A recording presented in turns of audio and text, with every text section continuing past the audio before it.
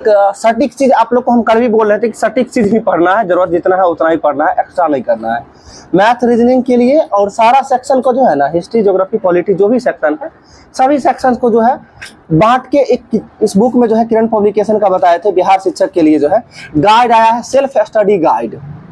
ठीक है, self study guide. और इसमें बारी हम एक चीज अभी वही देख रहे थे कि मैथ्स का हर एक चैप्टर से जितना जरूरत है, हर एक चैप्टर का उतना पहले उसका जो एग्जाम्पल जैसे देखते हैं आप बुक में दिया हुआ रहता है, उस तरह से एग्जाम्पल देके और क्वेश्चन देके बनाने के लिए प्रैक्टिस सेट दे दिया गया है। और इसके साथ साथ क्या है कि जैसे हिस्ट्री है, हिस्ट्री में स्टार्टिंग से वैसे आप लुसेंटे पढ़ रहे हैं या जो भी बुक पढ़ रहे हैं, बहुत ज्यादा चीज पढ़ना पड़ रहा है। ठीक है, और बहुत ज्यादा चीज पढ़ना पड़ रहा है तो उसमें बहुत कुछ छोड़ने वाला भी चीज है। जिस चीज को छोड़ते हैं एक दिन सब कुछ पढ़ रहे हैं, अभी हम एक दो टॉपिक इसमें लेके चलते हैं, बस हर एक लाइन जो है ना बस उतना ही चीज दिया हुआ जो इम्पोर्टेंट है। जैसे कि हमको लगता है हम क्यूज भी कभी कभी करवाते हैं, जितना पॉइंट किसी टॉपिक को उठा करवाते हैं ना उतना हर एक पॉइंट इसमें दिया हुआ है। जैसे कि हम बताए होंगे आप सभी को जैन धर्म के तीर्थंकर के बारे में, आप लोग के बैच में या नहीं भी बताए होंगे तो कोई सुन लीजिएगा। जैन धर्म के तीर्थंकर यानी जो है जैन धर्म के वास्तविक संस्थापक किसे कहा जाता है? महावीर स्वामी को कहा जाता है वास्तविक संस्थापक। और वैसे जैन धर्म के संस्थापक ऋषभदेव थे। ठीक है, और इसके बाद है महावीर स्वामी का जन्म कब हुआ था? देख रहे हैं महावीर स्वामी का जन्म पूछ रहे हैं 500, ठीक है 540 ईसा पूर्व हो जाएगा। और मृत्यु की बात करें 468 यानी 72 साल ये जीवित रहे थे। ठीक है, इसके साथ साथ महावीर स्वामी क्या में तीर्थंकर हुए? 24 में। इनका प्रतीक चिन्ह क्या है? महावीर स्वामी का प्रतीक चिन्ह सिंह हो जाएगा, महावीर का सिंह हो जाएगा। ठीक है, आगे इसमें आपको बताना है कि जैन धर्म में तीर्थंकर पहला स्टार्टिंग से यानी 4 बताना है, 4 का नाम। ठीक है, तो पहला तीर्थंकर तो अभी बता ही दिए ऋषभदेव जो कि जैन धर्म के संस्थापक थे।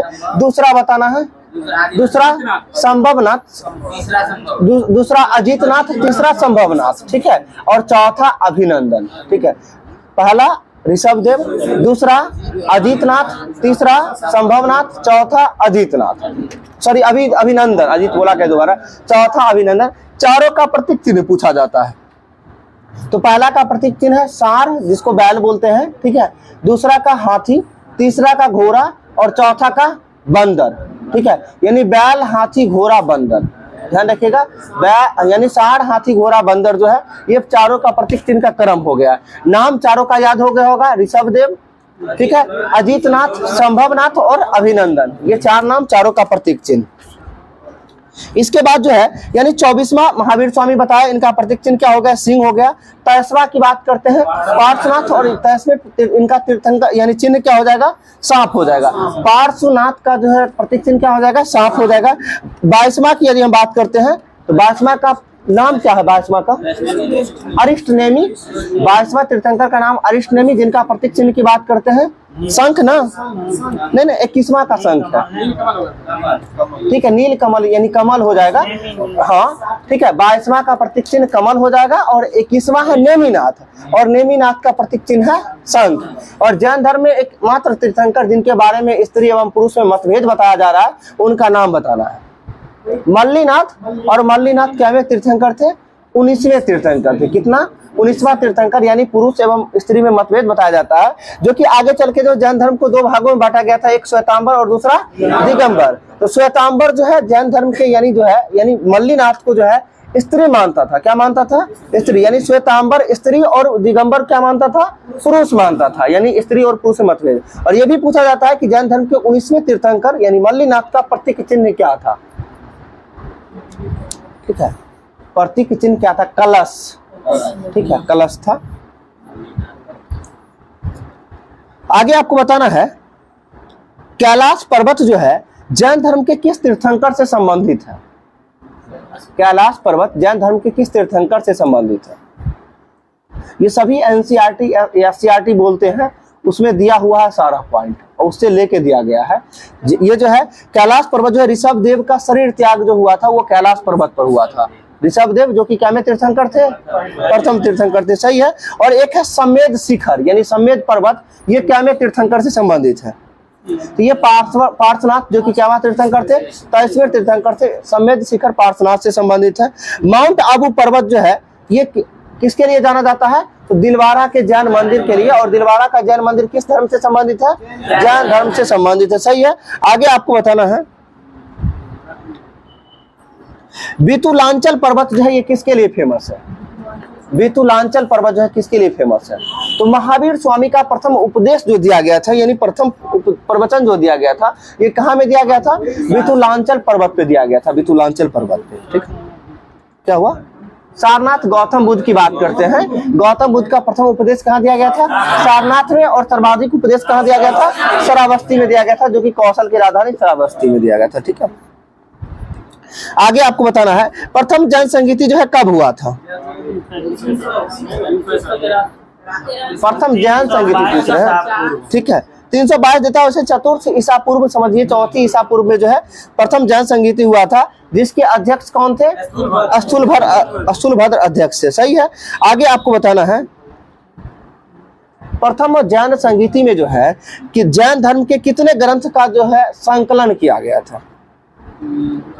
हाँ, जैन धर्म के कितने जो है ग्रंथ का जो है, यानी ग्रंथ 12 अंगों का जो है, यानी जैन धर्म के ग्रंथ जो है 12 अंगों का जो है संकलन किया गया था। 12 अंग, ये पूछा जाता है कि 12 अंग जो है किस धर्म से संबंधित है? हाँ, 12 अंग बुक है जैन धर्म से संबंधित है। ठीक है, 12 अंग जो किस धर्म से संबंधित है? जैन धर्म से संबंधित है। और ये क्या संगीति में पहले जैन संगीति में। ठीक है, आगे आपको बताना है जैन धर्म में जो है विभाजन जो है क्या में संगीति में हुआ था? दूसरी जैन धर्म की दूसरी संगीति जो कहाँ हुआ था? वल्लभी गुजरात। और पहला कहाँ हुआ था? पाटलिपुत्र। दूसरा वल्लभी गुजरात में हुआ था, जिसके अध्यक्षता किसके द्वारा किया गया था? देवाजी क्षमा श्रवण के द्वारा किया गया था। और पहला का अध्यक्षता स्थूलभद्र के द्वारा किया गया था। और दूसरी जैन संगीति में जो है जैन धर्म 2 भागों में बट गया था, जो कि अभी जस्ट बताए थे आप लोग को। ठीक है, श्वेतांबर और दिगंबर में बट गया था, सही है। और हाँ, और श्वेतांबर जो है, यानी जो है श्वेतांबर किसके अनुयायी कहलाए? स्थूलभद्र के। स्थूलभद्र के अनुयायी श्वेतांबर, और दिगंबर किसके अनुयायी? भद्रबाहु के। तो सब इसको भी याद रखने में कंफ्यूजन होता है थोड़ा सा, कौन स्थल ये जो है कौन हो जाएगा स्थूलभद्र का और कौन हो जाएगा भद्रबाहु का। देखिए, स्थूलभद्र की बात करते हैं और श्वेतांबर की बात करते हैं, तो आधा गुस्सा दोनों में आ रहा है। देखिए, तो दोनों में आधा स्व से श्वेतांबर और स्थूलभद्र में भी आधा स्व आ रहा है, तो इसे याद रखना है। स्थूलभद्र कौन सा हो जाएगा? श्वेतांबर। और एक बचा तो दिगंबर हो जाएगा भद्रबाहु के नेतृत्व में। ठीक है, और इससे पहले भी आप लोग को एक और बताए थे कि मल्लीनाथ के बारे में 19वें तीर्थंकर जो स्त्री के द्वारा क्या माना गया है? जो है हाँ, श्वेतांबर के द्वारा स्त्री माना गया है और दिगंबर के द्वारा पुरुष माना गया। इसको भी याद रखने का, श्वेतांबर आधा स्व है, स्त्री में भी आधा स्व आता है। तो श्वेतांबर क्या माना है? स्त्री, और दिगंबर क्या माना है? पुरुष माना है। ठीक है,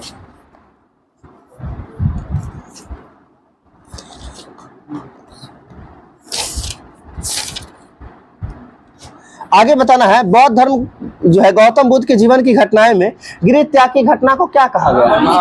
महाविनिष्क्रमण कहा गया है, सही है।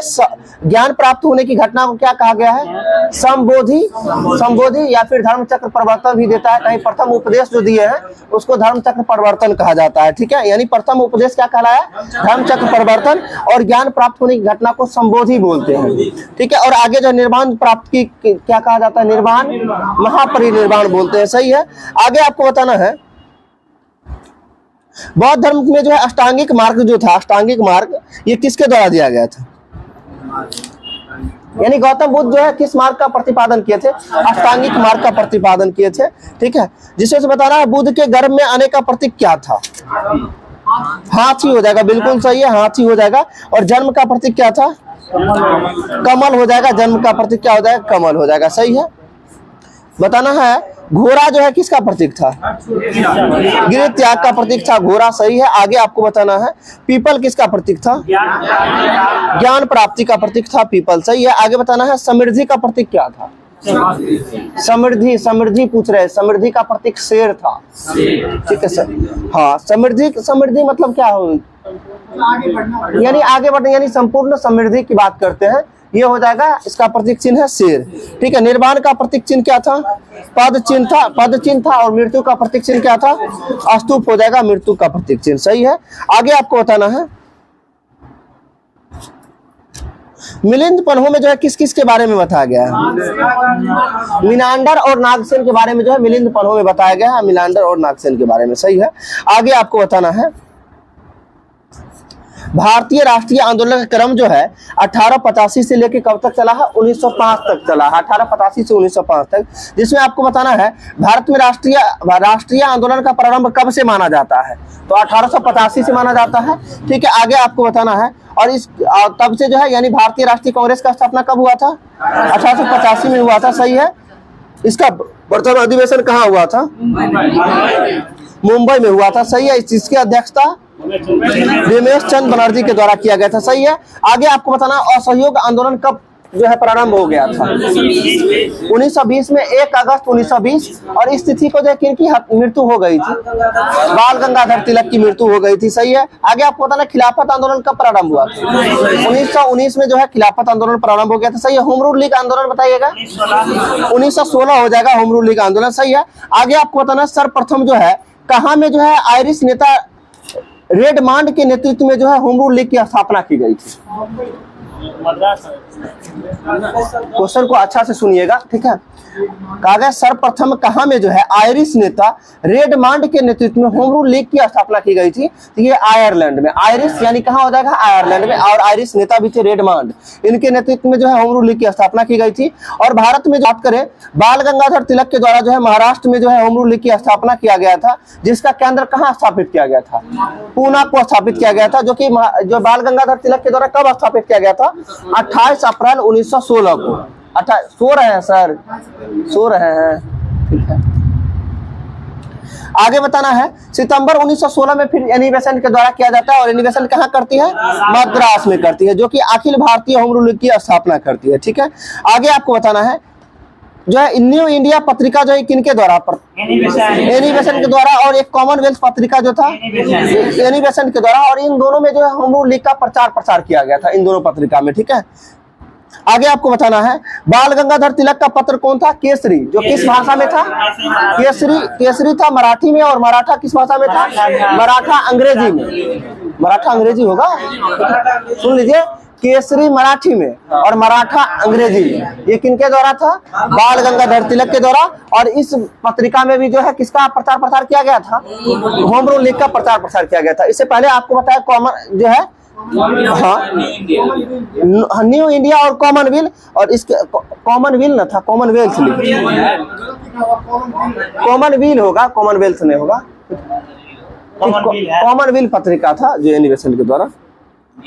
आगे आपको बताना है भारतीय राष्ट्रीय आंदोलन का जो है तीसरा चरण जो है किस नाम से जाना जाता है? गांधी जी, बिल्कुल सही है। भारतीय राष्ट्रीय जो है आंदोलन का तीसरा चरण जो है गांधी युग के नाम से जाना जाता है। ठीक है। आगे आपको बताना है बंगाल में जो राष्ट्रीय चेतना को नष्ट करने के उद्देश्य से जो है किसके द्वारा बंगाल विभाजन की घोषणा की गई थी? लॉर्ड कर्जन के द्वारा। कब किया गया था? 1905 में किया गया था। जो कि कब घोषणा की बात करें तो 20 जुलाई 1905 को किया गया था। और लागू कब किया गया था? 16 अक्टूबर ना, 16 अक्टूबर 1905 को जो है प्रभावी हो गया था। 16 अक्टूबर 1905 को प्रभावी हो गया था। ठीक है। और इसी के विरोध में जो कौन सा आंदोलन हुआ था? स्वदेशी आंदोलन हुआ था। सही है। जो कि कब हुआ था? 7 अगस्त 1905। 6 बोल रहे हैं। ठीक है। इसके बाद जो 1906 में क्या हुआ था? मुस्लिम लीग का स्थापना। और मुस्लिम लीग के संस्थापक कौन हुए? संस्थापक सलीमुल्लाह खां। और अध्यक्षता करने वाले पहले व्यक्ति आगा खां के द्वारा जो है अध्यक्षता किया गया था। सही है। आगे आपको बताना है कामाघाटा मारू का घटना कब घटित हुआ था? 1914 में हुआ था। और ये कहाँ का जहाज था? जापान का जहाज था। और कहाँ की यात्रा पे निकला था? कनाडा की यात्रा पे निकला था। सही है। आगे आपको बताना है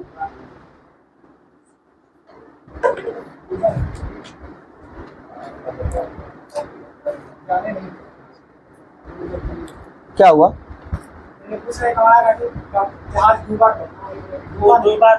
ये डूबा नहीं था। ठीक है। ये अभी सभी लोग आ रहे होंगे टाइटैनिक वाला सोच रहे होंगे। ठीक है। चलिए, लखनऊ पैक्ट कब हुआ था? 1916। और कांग्रेस के लखनऊ अधिवेशन की अध्यक्षता किसके द्वारा किया गया था? अंबिका चरण मजमूदार के द्वारा किया गया था। सही है। आगे आपको बताना है रॉलेट एक्ट जो है कब आया था? 1919 में आया था, और इसके बारे में जो है क्या कहा गया था? काला कानून कहा गया था, ठीक है। और ये जनता ने इसको जो है काला कानून कहकर संबोधित किया था, सही है। आगे आपको बताना है जालियांवाला बाग हत्याकांड कब हुआ था? 13 अप्रैल 1919 को हुआ था, सही है। और इसके विरोध में कौन सा, इसकी जांच के लिए कौन सा कमेटी का गठन हुआ था? हंटर कमीशन का कमेटी का गठन हुआ था, ठीक है। और आगे जो है एक हंटर कमीशन का जो है किससे संबंधित है? शिक्षा से, जिसका गठन कब हुआ था? 1882 में हुआ था। और ये आयोग, अच्छा हंटर आयोग, कमीशन का हिंदी आयोग होता है, कमीशन हिंदी में आयोग, ठीक है। ये जान लीजिए, आप सीधा समझ लीजिए। हाँ, इसमें चंद है। आपको बताना है 1882 में जो है शिक्षा से संबंधित जो आयोग आया था, यानी क्या ये जो है क्या बोल दिए, हंटर कमीशन जो आया था, ये किस पर आधारित था? 1882 का जो है हंटर कमीशन था, ये किस पर आधारित था? तो शिक्षा से आधारित था। और किस जो है किस ईस्वी का जो है ये मैग्ना कार्टा बोलते हैं? 1854 का जो है शिक्षा का मैग्ना कार्टा, जिसे चार्ल्स वुड के डिस्पैच यानी बोला जाता है, चार्ल्स वुड डिस्पैच का जो है सिद्धांत का जो है पे आधारित था। यानी 1854 में जो आया था चार्ल्स वुड के सिद्धांत आया था, इसी पे आधारित 1882 में आया था जो है। क्या कोठारी आयोग का भी संबंध जो था, कोठारी आयोग का संबंध शिक्षा से, ये जो कि प्राथमिक शिक्षा से संबंधित है कोठारी आयोग, ठीक है। इंदिरा गांधी के समय 1969 के आसपास वही हुआ, इंदिरा गांधी 1966-67 में, सही है, ठीक है। आगे आपको बताना स्वराज पार्टी का गठन कब हुआ था? 1927 में किसके द्वारा किया गया था? मोतीलाल नेहरू और चित्तरंजन दास के द्वारा, ठीक है। आगे आपको बताना साइमन कमीशन का गठन कब हुआ था? 1927 में, सही है। आपको बताना साइमन कमीशन किस पर आधारित था? 1919 के भारत शासन अधिनियम पे आधारित था साइमन कमीशन। उसी के समीक्षा के लिए आया था, यानी 1919 के भारत शासन अधिनियम की समीक्षा के लिए कौन सा आयोग आया था? साइमन कमीशन आया था। और आगे चल के जो 1935 का भारत शासन अधिनियम, ये किस पर आधारित था? ये साइमन कमीशन पर आधारित हो जाएगा, 1935 का भारत शासन अधिनियम, ठीक है। आगे आपको बताना है नेहरू रिपोर्ट कब प्रकाशित हुआ था? 1928 में हो जाएगा, 1928 में, ठीक है। बताइएगा HRA का स्थापना कब हुआ था? 1924 और HSRA 1928 में हुआ था, सही है। आगे आपको बताना है पूर्ण स्वराज का लक्ष्य जो है कब रखा गया था? 1929 का जो है कौन सा अधिवेशन हो जाएगा? लाहौर अधिवेशन हो जाएगा, सही है। देखा जिन्ना फॉर्मूला में जो है कुल कितना सूत्र था, यानी कितना सूत्र मांग किया गया था जिन्ना के द्वारा? 14 सूत्री मांग था मोहम्मद अली जिन्ना के द्वारा। और गांधी जी के द्वारा जो है कितना? 11 सूत्री मांग था। और गांधी जी के द्वारा 11 सूत्री मांग कब रखा गया था? हाँ, इरविन हो जाएगा, इरविन ने। गांधी इरविन की बात करते, इरविन समझौता जो हुआ था कब हुआ था? 5 मार्च 1931 को, जिसमें गांधी जी के द्वारा कितना सूत्री मांग? 11 सूत्री मांग रखा गया था, सही है। आगे आपको बताना है, कल आप लोग को गोलमेज सम्मेलन वाला बताए थे ना, ठीक है। प्रथम गोलमेज सम्मेलन किस तिथि को प्रारंभ हुआ था? 12 नवंबर हो जाएगा। दूसरा गोलमेज सम्मेलन 7 सितंबर और तीसरा 17 नवंबर हो जाएगा, यानी 12, 7, 17, 100 से 7, 100 से सितंबर, और पहला तीसरा नवंबर मंथ में हुआ था, सही है। सांप्रदायिक पंचायत की घोषणा किसके द्वारा किया गया था? रेमजे मैकडोनाल्ड के द्वारा किया गया था। सांप्रदायिक पंचायत की घोषणा किसके द्वारा? रेमजे मैकडोनाल्ड के द्वारा, ठीक है। इटली का घोषणा कब हुआ था? क्लीमेंट इटली का घोषणा कब हुआ था? 1947 में ना, 20 फरवरी 1947 जी। कांग्रेस के किस अधिवेशन में जो है भारत छोड़ो आंदोलन प्रस्ताव पारित किया गया था? ठीक है, हाँ वर्धा, ठीक है, बिल्कुल सही है। ये जो है वर्धा बोले तो ठीक है, लेकिन आपसे बोले मुंबई में ही है, ठीक है, जो कि 8 अगस्त 1942 को। और प्रारंभ कब हो गया था? 9 अगस्त, ठीक है। आगे आपको बताना महात्मा गांधी के द्वारा करो या मरो का नारा कब दिया गया था? भारत छोड़ो आंदोलन के दौरान ही दिया गया था, करो या मरो, ठीक है। और आराम हराम का नारा किसके द्वारा दिया गया था? जवाहरलाल नेहरू के द्वारा दिया गया था, सही है। और महात्मा गांधी के द्वारा जो करो या मरो का नारा जो कहाँ से दिया गया था? वहीं से जेल से मुंबई ये बम्बई के ग्वालियर टैंक मैदान से, ग्वालियर टैंक मैदान से दिया गया था। सही है, आगे आपको बताना है।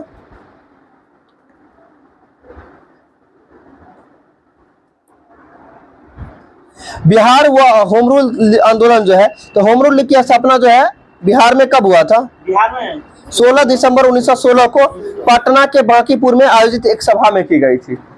ध्यान रखिए, बिहार होम रूल लीग की स्थापना कब? 16 दिसंबर 1916 को पटना के बांकीपुर में, ठीक है। और पटना के बांकीपुर में जो है कांग्रेस के कब अधिवेशन का आयोजित किया गया था? 1912 में किया गया था, जिसकी अध्यक्षता किसके द्वारा? RN माधोलकर के द्वारा किया गया था, ठीक है। और 1911 का अधिवेशन का अध्यक्षता किसके द्वारा? बिशन नारायण धर, ठीक है। 1911 के कलकत्ता अधिवेशन की अध्यक्षता, जिसमें जनगण मन गाया गया था, जिसकी अध्यक्षता बिशन नारायण धर के द्वारा। और 1912 के जो है पहली बार बिहार में आयोजित कांग्रेस का अधिवेशन बांकीपुर, किसकी अध्यक्षता में? RN माधोलकर की अध्यक्षता में। और दूसरी बार बिहार में आयोजित अधिवेशन 1922 में चित्ररंजन दास की अध्यक्षता में, कहाँ में? गया में। और तीसरी बार बिहार में रामगढ़ अधिवेशन 1940 मौलाना अबुल कलाम आजाद। वर्तमान में रामगढ़ कहाँ पड़ता है? झारखंड में पड़ता है। सही है, आगे आपको बताना है। बिहार होम रूल लीग का अध्यक्ष जो है किसे बनाया गया था? बिहार होम रूल लीग का अध्यक्ष किसे बनाया गया था? मौलाना मजरुल हक को बनाया गया था, मौलाना मजरुल हक को बनाया गया था। सही है, आगे आपको बताना है। एनी बेसेंट ने जो है आंदोलन को गति देने के लिए जो है स्वयं कब जो है बिहार में 2 बार यात्रा किया था? 1918 में एनी बेसेंट 2 बार आई थी बिहार में, किसके लिए? तो होम रूल लीग को जो है तेज करने के लिए, यानी गति बढ़ाने के लिए, ठीक है। आगे आपको बताना है, बिहार राज्य का जो है चंपारण क्षेत्र नील की खेती के लिए प्रसिद्ध था। कब प्रसिद्ध था? ये 1765 में देता है, यानी 1765 में जो है बिहार राज्य का चंपारण क्षेत्र नील की खेती के लिए प्रसिद्ध था। और आगे चल के जो है यह 1867 में यह नियम बताया गया था कि 1 बीघा जमीन में 3 कट्टे पे नील की खेती। ये पूछा जा सकता है, हाँ, ये जो है यानी 1 बीघा खेती, यानी नीलहा जो है जमींदार का द्वारा जो नीति आया था, 3 कठिया पद्धति जिसको बोलते हैं, ये 3 कठिया पद्धति कब से प्रारंभ हुआ था? 1867 से जो है 3 कठिया पद्धति जो है प्रारंभ हुआ था। ये हमको लगता है जनरली किसी बुक में देखने को नहीं मिलता है ये सब क्वेश्चन।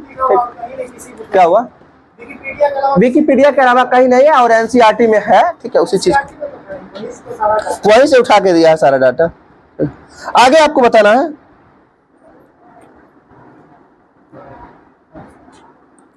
बिहार, ये जो है बिहार के चंपारण व दरभंगा के नील उत्पादकों ने विद्रोह किया था और चंपारण नील आंदोलन शुरू किया था। ये कब शुरू किया गया था?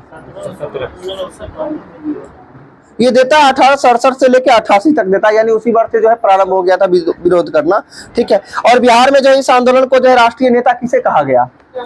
चंपारण सत्याग्रह का राष्ट्रीय नेता महात्मा गांधी ना, महात्मा गांधी के नेतृत्व में हुआ था। बट आगे आपको बताना है, महात्मा गांधी को 3 कठिया पद्धति से अवगत कराने का काम किसके द्वारा? राजकुमार शुक्ला के द्वारा। कब अवगत करवाया था?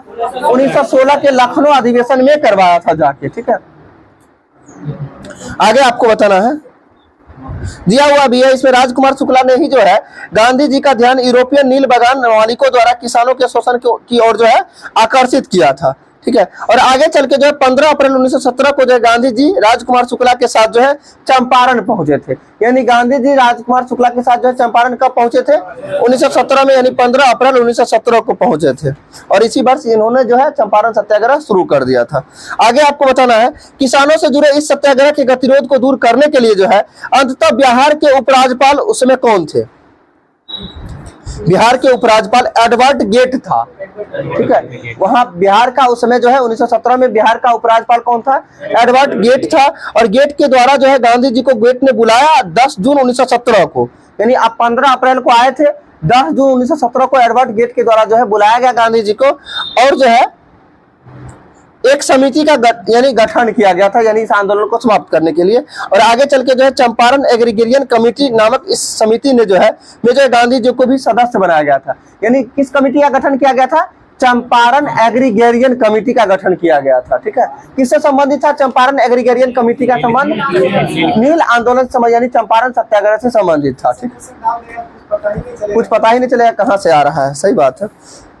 आगे आपको बताना है, इसीलिए ना हम पढ़ रहे थे, थोड़ा सा इंटरेस्टिंग लग गया कि नहीं इसको पढ़ना चाहिए, ठीक है। और सबसे बड़ी चीज इसमें क्या अच्छा लगा कि एक एक टॉपिक को जो है ना, एक टॉपिक जैसे दे दिया 1919 का भारत शासन अधिनियम, इससे रिलेटेड जितना भी पॉइंट है एक साथ दे दिया। अभी जैसे हम बता रहे थे बिहार हुआ चंपारण सत्याग्रह, इससे रिलेटेड जितना भी पॉइंट है एक साथ दे दिया।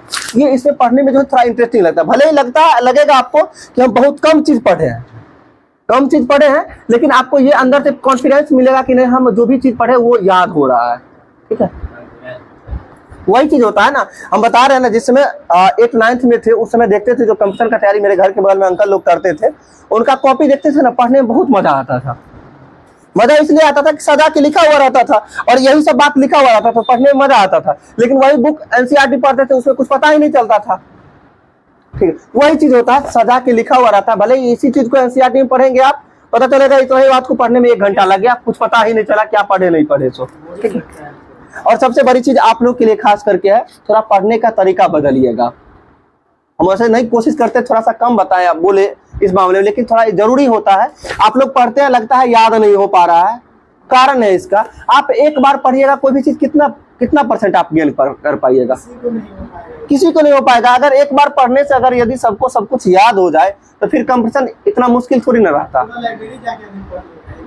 वही चीज ना कह रहे हैं, इसलिए थोड़ा सा सोचा जाए। आप कोशिश यही करिएगा, एक बार आप सीधा मन में इस चीज को सेट कर लीजिएगा। आज दिन भर में जितनी टॉपिक को आप पढ़े हैं या जो पढ़े हैं, शाम में सोने से पहले इस चीज को माइंड में घुमाइए कि आज सुबह से हम क्या क्या पढ़ रहे हैं, और पहले इस चीज को सोच लीजिए आखिर पढ़े क्या क्या है। उसके बाद जो टॉपिक पढ़े हैं निकालिए, 1 से 1.5 घंटा में आप दिन भर में जितना चीज पढ़े ना उसको रिवीजन कर लीजिए, सिर्फ नजर से गुजार दीजिएगा और एक्स्ट्रा कुछ नहीं करना है। आप नजर से सिर्फ गुजार दीजिएगा ना, आपको पता भी नहीं चलेगा। मॉर्निंग में सवेरे उठिएगा, एक नजर फिर उसी चीज को देख लीजिएगा, क्या दिक्कत है।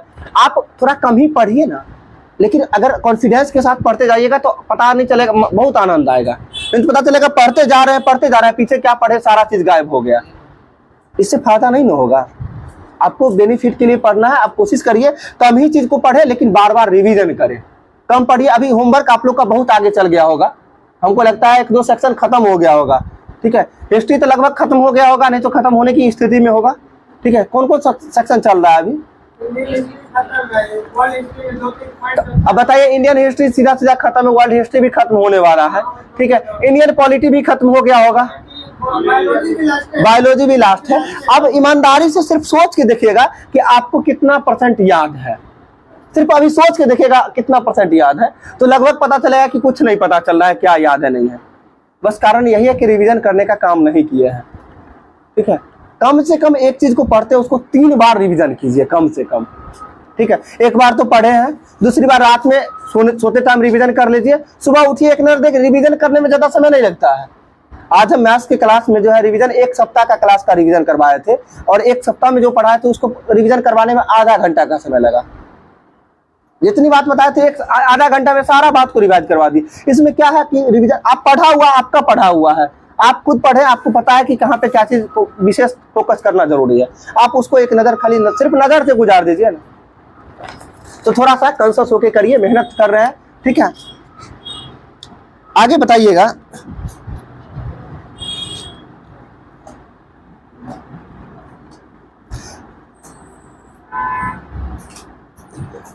किस अधिनियम को जो है act for the better government of India कहा जाता है? किस एक्ट को जो है act for the better government of India कहा जाता है? तो 1858 के एक्ट को कहा जाता है, ठीक है। यानी 1858 के अधिनियम को जो है act for the better government of India कहा जाता है। आगे आपको बताना है, भारत परिषद अधिनियम जो है 1861 जो है किस पर आधारित था? 1858 के अधिनियम के पर ही आधारित था 1861 का भारत परिषद अधिनियम। आगे आपको बताना है, 1858 का अधिनियम जो आया था, जिसे महारानी विक्टोरिया की घोषणा पत्र को जो है किसके द्वारा पढ़ा गया था? लॉर्ड कैनिंग के द्वारा पढ़ा गया था। कहाँ में पढ़ा गया था? इलाहाबाद में पढ़ा गया था। कहाँ जो है कब पढ़ा गया था? डेट 1 नवंबर 1858 को पढ़ा गया था, ठीक है। जिसमें कहा गया था कि जो है यानी भारत का शासन व्यवस्था जो है किसके हाथों में सौंप दिया गया था? यानी ब्रिटिश संसद के हाथों, यानी वायसराय के हाथों से लेकर किसके हाथों सौंप दिया गया था? ब्रिटिश क्राउन या फिर ब्रिटिश संसद के हाथ में जो है सौंप दिया गया था। आगे आपको बताना है, पोर्टफोलियो पद्धति जो है कब लागू किया गया था, किस अधिनियम के तहत? तो 1861 के भारत परिषद अधिनियम के तहत जो है पोर्टफोलियो प्रणाली लागू की गई थी, ठीक है। यानी विभागीय प्रणाली बोलते हैं इसको। किसके द्वारा लागू किया गया था? लॉर्ड कैनिंग के द्वारा, ठीक है। आगे आपको बताना है 1892 में का जो है भारत परिषद अधिनियम आया था, जिसके तहत जो है बजट पर बहस करने का अधिकार भारतीयों को दिया गया था विधान परिषद में। किसके तहत? 1892 के अधिनियम के तहत, ठीक है। आगे आपको बताना है 1909 का अधिनियम जो आया था, ठीक है, जो मार्ले मिंटो सुधार के नाम से भी जाना जाता है, जिसको कहा जाता है। और इस समय जो भारत के वायसराय कौन थे? लॉर्ड मिंटो जो है, लॉर्ड मिंटो द्वितीय जो भारत का वायसराय था। और भारत का राज्य सचिव कौन था? लॉर्ड मार्ले हो जाएगा। भारत सचिव जो है लॉर्ड मार्ले था, सही है। आगे आपको बताना है किस अधिनियम के द्वारा जो है प्रांतीय विधान परिषदों को बहस करने एवं पूरक प्रश्न पूछने का अधिकार दिया गया था? 1909 में 1909 यानी मार्ले मिंटो सुधार के द्वारा जो है प्रांतीय विधान परिषदों को बहस जो है करने एवं पूरक प्रश्न पूछने का जो है अधिकार दिया गया था। 1909 है, ठीक है। 1909 का भारत शासन अधिनियम। बजट पर बहस की बात करते हैं तो वो तो 1892 है। 1892 है। किसमें? इसमें तो वोटिंग पे दे दिया, वोटिंग पे नहीं, तो बजट पे वोट करने का जो अधिकार मिला था वो दिया हुआ था। लेकिन ये प्रांतीय विधान परिषदों के सदस्य को निर्वाचन संप्रदाय का अधिकार भी प्राप्त हुआ था। और हाँ, और इसके साथ साथ जो है प्रांतीय विधानसभा के विधान परिषदों को जो है बहस करने एवं पूरक प्रश्न पूछने का भी अधिकार दिया गया है। 1909 का अधिनियम हो जाएगा। आगे आपको बताना वीर कुंवर सिंह का जो है जन्म कब हुआ था? 1717, ठीक है। 1717 की 1777? 1717 नहीं 1777 नहीं 1777। एक बार चेक कर लीजिए। देखिए ऐसे में इतना कॉन्फिडेंस से बोल रहे हैं, ठीक है। वीर कुंवर सिंह का जन्म जो है 1777 हो। 1857 क्रांति में कहाँ से जिंदा रहते हैं? अच्छा, थोड़ा देर के लिए अब सोच, बिल्कुल सही है, ठीक है। अगर 1717 रहता 1857 में जिंदा तो नहीं रहते, ठीक है। 80 साल के थे तो तब ना हम आपको बोल रहे हैं 1777 में जन्म हुआ। 1777 सही है, ठीक जी, बिल्कुल सही है। 13 नवंबर 1777 में जो है वीर कुंवर सिंह का जन्म हुआ था, ठीक है। और वीर कुंवर सिंह जो है सन 1857 के प्रथम भारतीय स्वतंत्रता संग्राम के सिपाही और महानायक भी थे, ठीक है, वीर कुंवर सिंह, ठीक है। आगे बताना आपको वीर कुंवर सिंह की मृत्यु कब हो गया था? 1858 में हो गया था, जो कि 26 अप्रैल 1858 को हो गया था, सही है। आगे आपको बताना है 23 अप्रैल 1858 को जो है कैप्टन ली ग्रांट के नेतृत्व वाली जो है ब्रिटिश सेना को जो है वीर कुंवर सिंह की सेना ने पराजित कर दिया। और उसके बाद जो है 23 अप्रैल को जो है किस दिवस के रूप में मनाया जाता है? 23 अप्रैल और विजय दिवस के रूप में भी मनाया जाता है जी। हाँ, जी जी, विजय उत्सव दिवस मनाया जाता है। वही तो इनके जन्म दिवस के अवसर पर नहीं मनाया जाता है ये जो विजय, यानी कहने का मतलब जो है, हाँ, 1857 क्रांति के दौरान जो है इनकी सेना जो है हरा दिया था अंग्रेजी सेना को, जिसके उपलक्ष्य में जो है विजय दिवस के रूप में मनाया जाता है 23 अप्रैल को। आगे आपको बताना है बिहार में जो है अंग्रेजों के विरुद्ध हुए बहावी आंदोलन के महत्वपूर्ण नेता कौन थे? विलायत अली थे। विलायत अली का संबंध जो है बिहार में अंग्रेजों के विरुद्ध जो है बहावी आंदोलन के जो है महत्वपूर्ण नेता हो जाएंगे, सही है। आगे आपको बताना है बहावी आंदोलन कब से कब तक चला था? ये 1826 से 1836 तक देता है, ठीक है। आगे आपको बताना है मजरुल हक का जन्म कहाँ हुआ था? मौलाना मजरुल हक का जन्म जो है पटना जिला में हुआ था, पटना में हुआ था बिहार में, जो कि मनेर थाना में बाहपुरा ग्राम में हुआ था। ये भी अब पूछा इस बार बिहार एसएससी में पूछ दिया था, किसी के जन्म के बारे में पूछा था ना, भगत सिंह का जन्म के बारे में पूछा था, कौन से गांव में हुआ था, ठीक है, बताते हैं ना। नहीं, अजीब नाम था, ठीक है। देवना क्या है? देवरा गांव, बंगा गांव, बिल्कुल सही है। बंगा गांव में हुआ था इनका जन्म, समझे, ठीक है। भगत सिंह का जन्म हुआ था, ठीक है। इनका मनेर से मजरुल हक का जन्म कहाँ हुआ था? मनेर यानी बाहपुरा ग्राम में हुआ था, सही है। बताना मजरुल हक का जन्म हुआ कब था? अभी थोड़ा देर पहले 77 याद किए थे, 1777 में हुआ है। 1777 में वीर कुंवर सिंह का जन्म हुआ था और इनका जन्म हुआ 1866 में हुआ है। 6 आ रहा है यानी एक साथ 1866 में मजरूल हक का जन्म हुआ था। ठीक है जी, आगे आपको बताना है अंजुमन ए इस्लामिया नामक संगठन का स्थापना किसके द्वारा किया गया था? जी जी, अंजुमन ए इस्लामिया नामक संगठन का स्थापना जो है मौलाना मजरूल हक के द्वारा ही किया गया था। ठीक है, आगे आपको बताना है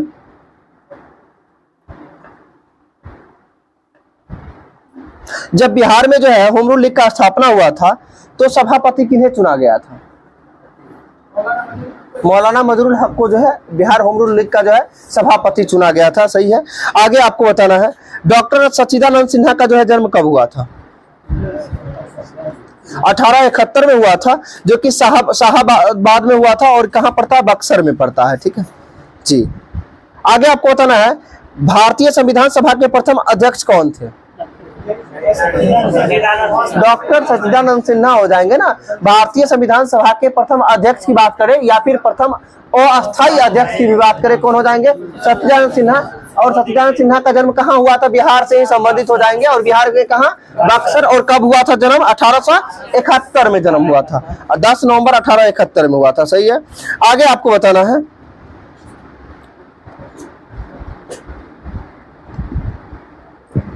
प्रथम भारतीय व्यक्ति कौन थे जिन्हें गवर्नर हाउस ऑफ लॉर्ड्स का सदस्य चुना गया था? क्वेश्चन हम क्या पूछे हैं, थोड़ा सा ध्यान सुनिएगा। प्रथम भारतीय कौन थे जिन्हें गवर्नर हाउस ऑफ लॉर्ड्स का सदस्य चुना गया था? गवर्नर हाउस ऑफ लॉर्ड्स का पूछ रहे हैं तो सच्चिदानंद सिन्हा ही हो जाएंगे, डॉक्टर सच्चिदानंद सिन्हा। और आप सभी अभी दादा भाई नौरोजी के बारे में बोले, वो क्या थे? इंग्लैंड में जो ब्रिटिश हाउस ऑफ कॉमन्स के सदस्य थे, वो ब्रिटिश हाउस ऑफ कॉमन्स के सदस्य चुने जाने वाले प्रथम व्यक्ति दादा भाई नौरोजी। कब चुने गए थे? 1892 में। 1892 में चुने गए थे और फिर एक साल बाद जाके 1893 में फिर जो है कांग्रेस के अधिवेशन की अध्यक्षता करने का भी काम किया दूसरी बार वो दादा भाई नौरोजी। अभी बोले आपको प्रथम भारतीय कौन थे जिन्हें गवर्नर हाउस ऑफ लॉर्ड्स का सदस्य चुना गया था? सच्चिदानंद सिन्हा हो जाएंगे। ठीक है, आगे आपको बताना है डॉक्टर राजेंद्र प्रसाद का जन्म कब हुआ था? हम पूछे कब हुआ था,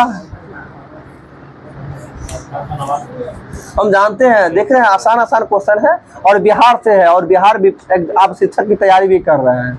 ठीक है, जान लीजिए डॉक्टर राजेंद्र प्रसाद का ये जवाहरलाल नेहरू से 5 साल बड़े थे, तो आप समझ लीजिए। तो जवाहरलाल नेहरू का जन्म कब हुआ था ये तो याद होगा।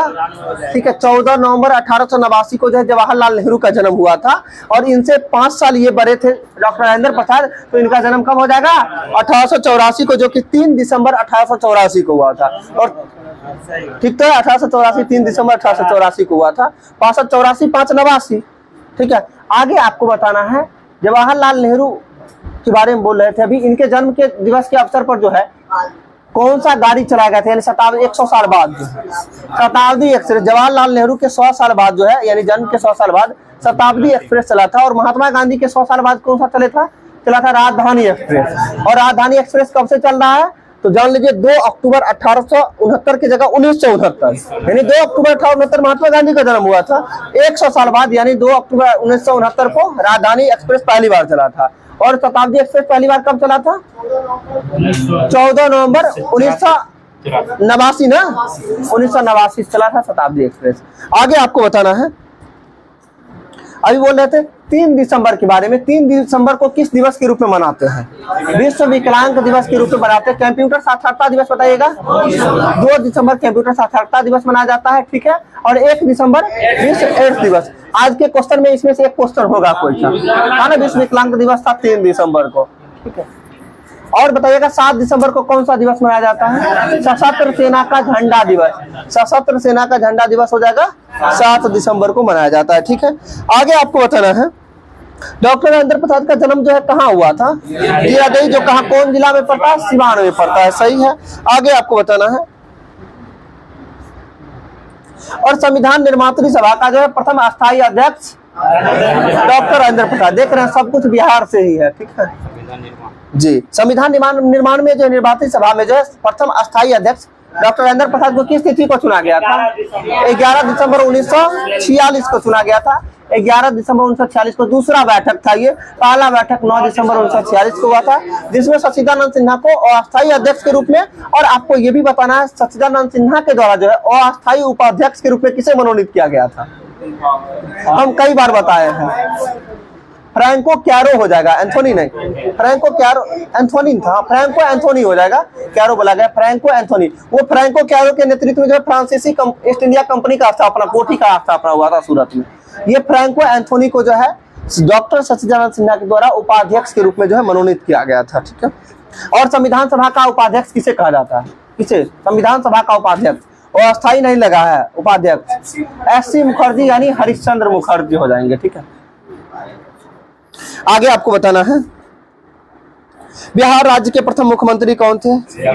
श्री कृष्ण सिंह हो जाएंगे, ठीक है। बिहार केसरी के नाम से किसे जाना जाता है? श्री कृष्ण सिंह को जाना जाता है, सही है। और आगे आपको बताना है बिहार विभूति के नाम से किसे जाना जाता है? अनुग्रह नारायण सिंह को। अनुग्रह नारायण सिंह का जन्म कब हुआ था? 1887 में हुआ था। कब हुआ था? 1887 में, जो कि औरंगाबाद में हुआ था, ठीक है। आगे आपको बताना है जी। और जो है ये अनुग्रह नारायण सिंह जो थे, ये गांधी जी के कहने पर जो है वकालत छोड़ दिया था, ठीक है। ये अनुग्रह नारायण सिंह जो है वकालत कर रहे थे, क्योंकि गांधी जी तो वकील पहले थे ही, और गांधी जी के कहने पर जो है, आह्वान पर करने पर जो है, इन्होंने अनुग्रह नारायण सिंह जो है वकालत छोड़ दी थी, ठीक है।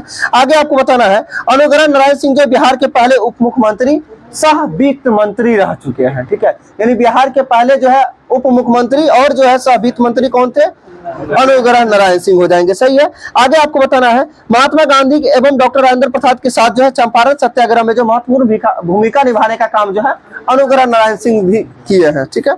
आगे आपको क्या हुआ? दौलत, हाँ, बिहार के राज्यपाल कौन बने थे? दौलत राम रामदास, ठीक है। हाँ, वही हुआ, जयराम दास, दौलत राम जयराम दास, ठीक है, ठीक है। आगे होगा भी वो भी, ठीक है, आगे दिया ही होगा। आगे आपको बताना है श्री कृष्ण सिंह का जन्म कब हुआ था? 1887 में हुआ था, ठीक है। बताइएगा बिहार में स्वायत्त शासन कब शुभारंभ हुआ था? बिहार में स्वायत्त शासन कब शुरुआत हुआ था? 1937 में शुरुआत हुआ था, ठीक है, 1937 में। जब जो है यानी डॉक्टर श्री कृष्ण सिंह के नेतृत्व में ही जो है 20 जुलाई 1937 को कांग्रेस सरकार का गठन हुआ था। 20 जुलाई 1937 में कांग्रेस सरकार का गठन कब हुआ था? किसके नेतृत्व में हुआ था? डॉक्टर श्री कृष्ण सिंह के नेतृत्व में हुआ था। और इसके तहत जो है बिहार राज्य का प्रथम प्रधानमंत्री कौन बने थे? यानी बिहार राज्य का प्रथम प्रधानमंत्री कौन चुना गया था? यही डॉक्टर श्री कृष्ण सिंह हो जाएंगे, बिहार के प्रथम प्रधानमंत्री भी हो जाएंगे, ठीक है। और प्रथम मुख्यमंत्री तो थे ही, जो मुख्यमंत्री 1946 से 61 तक थे ये बिहार के, ठीक है। और आगे ये जो 1937 में जो जब कांग्रेस का मंत्रिमंडल चुनाव हुआ था, जिसके तहत जो है बिहार का प्रधानमंत्री किसे चुना गया था? श्री कृष्ण सिंह को। बताए थे ना कि कांग्रेस के मंत्रिमंडल का चुनाव हुआ था, टोटल 11 प्रांतों में चुनाव हुआ था, जिसमें से कांग्रेस कितने प्रांतों में? 8 जगह जो है सरकार बनाने में कामयाब हुआ था, जिसमें 6 जगह जो है अपना पूर्ण बहुमत के साथ, और 2 जगह जो है बहुमत का सरकार यानी गठबंधन का सरकार जो है, यानी गठबंधन का सरकार 2 जगह था। और जिसके तहत जो बिहार का जो है प्रधानमंत्री कौन बना था? श्री कृष्ण सिंह बने थे, ठीक है। आगे आपको बताना है प्रजा सोशलिस्ट पार्टी का गठन किसके द्वारा किया गया था? अब सोशलिस्ट जब ये आ गया तो क्यों व्यक्ति फेमस ही है सोशलिस्ट के लिए? जयप्रकाश नारायण। तो प्रजा सोशलिस्ट पार्टी का गठन जो है जयप्रकाश नारायण के द्वारा 1952 में किया गया था, ठीक है। आगे आपको बताना है जयप्रकाश नारायण का जन्म कब हुआ था? जयप्रकाश। इनका जयंती कब मनाया जाता है? 11 अक्टूबर को जो है जयप्रकाश नारायण जयंती मनाया जाता है, जयप्रकाश जयंती। 11 अक्टूबर 1902 को जो है जयप्रकाश का जन्म हुआ था, ठीक है। आगे आपको बताना है भूदान आंदोलन बताइएगा किसके द्वारा शुरू की गई थी? विनोबा भावे के द्वारा। कहां से शुरुआत किया गया था? तेलंगाना, ठीक है। उस समय का आंध्र प्रदेश का पोचमपल्ली गांव देता है। और प्रथम भूमि दान देने वाला व्यक्ति कौन था? रामचंद्र रेड्डी हो जाएंगे, ठीक है। और इस भूदान आंदोलन में जो है विनोबा भावे के भूदान आंदोलन में जयप्रकाश नारायण कब शामिल हो गए थे? 1954 में, ठीक है, 1954 में शामिल हुए थे, सही है। आगे आपको बताना है बताइएगा, इंदिरा गांधी को पदच्युत करने के लिए यानी पद से हटाने के लिए जो है जयप्रकाश नारायण के द्वारा जो है कौन सा आंदोलन चलाया गया था? संपूर्ण क्रांति चलाया गया था। संपूर्ण क्रांति, अब देखिए पढ़ते तो इतना नहीं चाह रहे, संपूर्ण क्रांति जयप्रकाश नारायण से संबंधित है, लेकिन ये किस लिए था? तो इंदिरा गांधी को जो है पद से हटाने के लिए यानी प्रधानमंत्री के पद से हटाने के लिए जो है संपूर्ण क्रांति चलाया था। ठीक, हाँ हाँ जी। आगे बताना है, मरणोपरांत जो भारत रत्न से सम्मानित जयप्रकाश नारायण को कब किया गया था? 98 के 88? 98, ठीक है 98 हो जाएगा, सही 98 है। 1998 में जो है जयप्रकाश नारायण को जो मरणोपरांत जो है भारत रत्न से सम्मानित किया गया था। और ये जयप्रकाश नारायण को जो समाज सेवा के लिए रेमन मैग्सेसे पुरस्कार भी मिला है। कब मिला था? 1965 में, बिल्कुल सही है। 1965 में जो है रेमन मैग्सेसे पुरस्कार भी जो है जयप्रकाश नारायण को मिला था। ठीक है, आगे आपको बताना है, लोकनायक के नाम से प्रसिद्ध व्यक्ति कौन है? जयप्रकाश नारायण। और इनका मृत्यु जो है कहाँ हो जाता है? पटना में। कब होता है ये बताना है आप। 8 अक्टूबर 1979 को जो है जयप्रकाश नारायण की मृत्यु हो जाती है, 8 अक्टूबर 1979 को। ठीक है, आगे बताना है जगजीवन राम के बारे में। जगजीवन राम का जन्म जो है 5 अप्रैल 1908 को हुआ था, जो कि बिहार के भोजपुर में। जगजीवन राम, और आप जानते हैं जगजीवन राम बहुत इंपॉर्टेंट है। श्रम मंत्री कौन थे? प्रथम श्रम मंत्री जो है यानी कैबिनेट मंत्री में जो है कौन थे? जगजीवन राम ही थे। ठीक है, और सर्वाधिक मंत्री, सबसे अधिक दिन तक कैबिनेट मंत्री रहने वाले, एक ही पद पर रहने वाले कौन थे? जगजीवन राम ही थे। सही है। आगे मीरा कुमार, लोकसभा अध्यक्ष। लोकसभा अध्यक्ष मीरा कुमार जो थी जगजीवन राम की बेटी थी। और नहीं पता था ये बात? हो सकता है, क्या नहीं होगा, क्यों नहीं होगा। आगे आपको बताना है, ये जो जगजीवन राम जो है उप प्रधानमंत्री भी बने थे। ठीक है, कब बने थे? किनके सरकार में बने थे? उसमें प्रधानमंत्री कौन थे? इंदिरा गांधी का सरकार गिर गया था तब। मोरारजी देसाई और इंदिरा गांधी का सरकार गिरा था। तो प्रथम पूछा जाता है, प्रथम गैर कांग्रेसी सरकार का स्थापना किसके? मोरारजी देसाई के द्वारा। जो प्रथम गैर कांग्रेसी प्रधानमंत्री मोरारजी देसाई कब? 77 में बने थे। और उसी समय, हाँ 77 से 79, उसी समय प्रधानमंत्री, उप प्रधानमंत्री के रूप में जगजीवन राम काम किए थे। ठीक है, और कौन सा पार्टी थी? कौन? जगजीवन राम, देसाई। ये देसाई होंगे। अगर उससे जब जनता पार्टी से थे ही तब ना आपसे पूछा ही गया है कि प्रथम गैर कांग्रेसी जो है प्रधानमंत्री कौन थे? मोरारजी देसाई। और मोरारजी किस पार्टी से थे? जनता पार्टी से थे। जनता पार्टी का सरकार स्थापित हुआ था। और मोरारजी देसाई का मृत्यु कब हो गया है? 1986 में हो गया, 1986 में। ठीक है, छोड़ दे क्या, थोड़ा और कर दें? चलिए, अच्छा कोई बात नहीं, जैसा कहिए आप लोग। थोड़ा और कुछ लेके चलते हैं।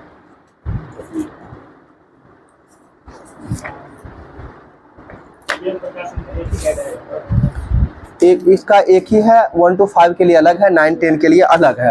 एक है, सफिशिएंट है, इतना जान लीजिए। देखिए अभी हम आपको जैसे हम लेके चल रहे हैं इसमें क्या हुआ, क्या चीज बोल रहे थे? तो ठीक है, जिनको ट्रेन पकड़ना चाहिए ना, कोई दिक्कत नहीं। चलिए, कुछ संस्थाएं एवं संस्थापक की बात करते हैं, सुन लीजिएगा। इसको लास्ट करते हैं। 20 गो है, अब 20 का 20 अभी याद होना चाहिए आप सभी को। ठीक है, और अभी याद करवाएंगे भी। पहला, ब्रह्म समाज का स्थापना किसके द्वारा? राजा राम मोहन राय के द्वारा। कब किया गया था? 1828 में किया गया था। ठीक है, इसके बाद आपको बता, तत्वबोधिनी सभा का स्थापना किसके द्वारा? देवेंद्रनाथ टैगोर के द्वारा 1839 में किया गया था। कब किया गया था? 1839 में जो है तत्वबोधिनी सभा का स्थापना किसके द्वारा? देवेंद्रनाथ टैगोर के द्वारा। आगे बताना, प्रार्थना समाज का स्थापना किसके द्वारा? ठीक है, राजा राम, प्रार्थना समाज आत्माराम। ठीक है, प्रार्थना करते आत्मा से करते हैं, ध्यान रखिएगा। प्रार्थना आत्मा से करते, प्रार्थना समाज के संस्थापक कौन होंगे? आत्माराम पांडुरंग हो जाएंगे, जो कब किया गया था? 1867 में। ठीक है, आगे बताना, देव समाज के संस्थापक। देखिए, सुन लीजिए, सभी लोग सुन लीजिएगा। देव मतलब देवता, देवता की बात करते हैं भोला बाबा यानी शिव नारायण अग्निहोत्री। ठीक है, शिव नारायण अग्निहोत्री के द्वारा देव समाज का स्थापना किया गया था। कब किया गया था? 1887 में। ठीक है। 1887 में किया गया था देव समाज। आगे एक वेद समाज देता है जिसमें कंफ्यूजन हो जाता है, तो वेद समाज के संस्थापक बताना है। हम वेद समाज का पूछे हैं, धरालू नायडू हो जाएंगे, ठीक है। कहीं कहीं केशव चंद्र सेन भी देता है। वेद समाज, सुन लीजिए, वेद समाज के संस्थापक धरालू नायडू। और याद करने के लिए लॉजिक हम बनाए हुए थे, वेद में दो आता है लास्ट में, दो के बाद धो होता है, तो थो धो होता है ना, दो धो, ठीक है। तो वेद की बात करते, वेद समाज के संस्थापक धरालू नायडू हो जाएंगे, ठीक है। आगे आपको बताना, इंडियन एसोसिएशन के संस्थापक क्या बोल रहे हैं आप? इंडियन एसोसिएशन कितना बार बताए हैं हम। कांग्रेस का पूर्वगामी संस्था का नाम क्या है? Indian association. और इंडियन एसोसिएशन के संस्थापक कौन हो जाएंगे? सुरेंद्र नाथ बनर्जी। सुरेंद्र नाथ बनर्जी यानी SN बनर्जी के द्वारा किया गया था। कब किया गया था? 1876 में किया गया था। और ये इंपोर्टेंट इसलिए है इंडियन एसोसिएशन क्योंकि कांग्रेस का पूर्वगामी संस्था यानी पहले से ही चलते आ रहा था। और 1886 में जो है यानी 76 में स्थापना हुआ, 10 साल बाद 86 में इसे कांग्रेस में विलय कर दिया गया था, ठीक है। क्लियर हो रहा है कि नहीं? स्पीड हो रहा है ज्यादा? आगे बताइएगा, जो है आर्य समाज के संस्थापक स्वामी दयानंद सरस्वती। कब? 1875 में, सही है, 1875। आगे आपको बताना, थियोसॉफिकल सोसाइटी का संस्थापक। तो थियोसॉफिकल सोसाइटी का स्थापना जो है मैडम ब्लाडवस्की और कर्नल अलकाट के द्वारा किया गया था। मैडम ब्लाडवस्की और कर्नल अलकाट के द्वारा 1875 में किया गया था न्यूयॉर्क में। और भारत में कब किया गया था? अड्यार में किया गया था, 1889 में किया गया था, ठीक है। थियोसॉफिकल सोसाइटी का स्थापना मैडम ब्लाडवस्की और कर्नल अलकाट के द्वारा कब? तो 1875 में किया गया था। और भारत में अड्यार में 1889 में किया गया था। और भारत में थियोसॉफिकल सोसाइटी के संस्थापक कौन थे? आयरलैंड की आयरिश महिला कौन थी? Annie Besant. एनी बेसेंट को कहा जाता है भारत में थियोसॉफिकल सोसाइटी, ठीक है। 1989 हो जाएगा। क्या हुआ? हाँ, उसी का सदस्य बन के आवे की थी भारत की, ठीक है जी। आगे आपको बताना है, भारतीय राष्ट्रीय कांग्रेस का स्थापना 1885 किसके द्वारा? एओ ह्यूम के द्वारा, सही है। आगे बताना है, रामकृष्ण मिशन का स्थापना किसके द्वारा? स्वामी विवेकानंद के द्वारा। कब किया गया था? 1897 में किया गया था रामकृष्ण मिशन। और बेलूर मठ का स्थापना 1887 में किसके द्वारा? विवेकानंद के द्वारा है। ध्यान रखिएगा, बेलूर 1887 किसके द्वारा? विवेकानंद के द्वारा। और आगे 10 साल बाद 97 में रामकृष्ण मिशन का स्थापना विवेकानंद के द्वारा ही किया गया था, 97 में। आगे आपको बताना है, देखिए इसमें भी आगे दिया हुआ है, वेद समाज के संस्थापक जो है के श्री धरालू नायडू 1864 में किए थे, ठीक है। आगे आपको बताना है, सर्वेंट्स ऑफ इंडिया सोसाइटी के संस्थापक गोपाल कृष्ण गोखले कब किए थे? 1905 में किए थे, बिल्कुल सही है। आगे बताना, मुस्लिम लीग का संस्थापक, अभी थोड़ा देर पहले भी बताए थे, 1906 किसके द्वारा? सलीमुल्लाह के द्वारा संस्थापक अध्यक्षता आगा खां हो जाएगा, ठीक है। आगे आपको बताना है, गदर पार्टी का स्थापना किसके द्वारा? लाला हरदयाल के द्वारा किया गया था, ठीक है। और इसके कोषाध्यक्ष काशीराम के बारे में बताया जाता है, काशीराम कोषाध्यक्ष था, ठीक है, जो 1913 कहाँ में? सैन फ्रांसिस्को अमेरिका में। आगे आपको बताना, होम रूल लीग का स्थापना जो है भारत में किसके द्वारा? बाल गंगाधर तिलक और एनी बेसेंट के द्वारा, ठीक है। और जो कि पहले किसके द्वारा किया गया था? बाल गंगाधर तिलक के द्वारा, ठीक है। और फिर आगे एनी बेसेंट के द्वारा। आगे बताना आपको, हिंदुस्तान सोशलिस्ट रिपब्लिकन आर्मी का स्थापना किसके द्वारा? ये हो गया Hindustan socialist republican army, HSRA, Chandrashekhar Azad Bhagat Singh के द्वारा 1928 में। आगे बताना आपको, खुदाई खिदमतगार के संस्थापक खान अब्दुल गफ्फार खान, खुदाई खिदमतगार। और कब ये? 1937। पता है लाल कुर्ती आंदोलन किस व्यक्ति से संबंधित है? खान अब्दुल गफ्फार खान से संबंधित है, ठीक है। आगे आपको बताना है, जो है खाकसार पार्टी का स्थापना किसके द्वारा किया गया था? खाकसार पार्टी का स्थापना किसके द्वारा किया गया था? ये अल्लामा मशरिकी के द्वारा किया गया था। खाकसार पार्टी का स्थापना अल्लामा मशरिकी के द्वारा किया गया था। फॉरवर्ड ब्लॉक का स्थापना बताइएगा। सुभाष चंद्र बोस के द्वारा कब किया गया था? 1939 में। आगे बताना, लोटा विद्रोह कब हुआ था? बहुत बिहार के मुजफ्फरपुर से संबंधित विद्रोह है लोटा विद्रोह जी, यानी जेल में कैदियों के द्वारा किया गया था, जो कि कहा गया था जो है लोटा सभी को जो है नहीं दिया गया था, उसमें जो मिट्टी का लोटा दे दिया गया था, इसके कारण जो है यानी है जो ये मुजफ्फरपुर में अंग्रेज के प्रति लोगों का गुस्सा बढ़ रहा था। ये लोटा विद्रोह कब? 1856 में, ठीक है। जेल के अंदर बंद कैदियों के द्वारा जो पीतल का लोटा दिया जाता था, लेकिन सरकार के अचानक निर्णय लिया गया कि पीतल के स्थान पर मिट्टी का लोटा देना पड़ रहा है। यानी कैदियों को जो है पहले लोटा दिया जाता पीतल का, और आगे चल के जो मिट्टी का लोटा दिया जाता, इसके कारण जो है विद्रोह हो गया, जिसका नाम दिया गया लोटा विद्रोह। ठीक है, जो कब हो जाएगा 1856। ठीक है, एक साल बाद जो 1857 की क्रांति हो जाती है। ठीक है, ध्यान रखना है। आगे बताना है हो विद्रोह कब हुआ था जी। 1821-22 में हुआ था हो विद्रोह, जो कि सिंहभूम के राजा जगन्नाथ सिंह के विरुद्ध जो है छोटा नागपुर की हो जनजाति के द्वारा, यानी हो विद्रोह जो किसके द्वारा था, छोटा नागपुर की जनजाति के द्वारा जो है शुरुआत की गई थी। ठीक है,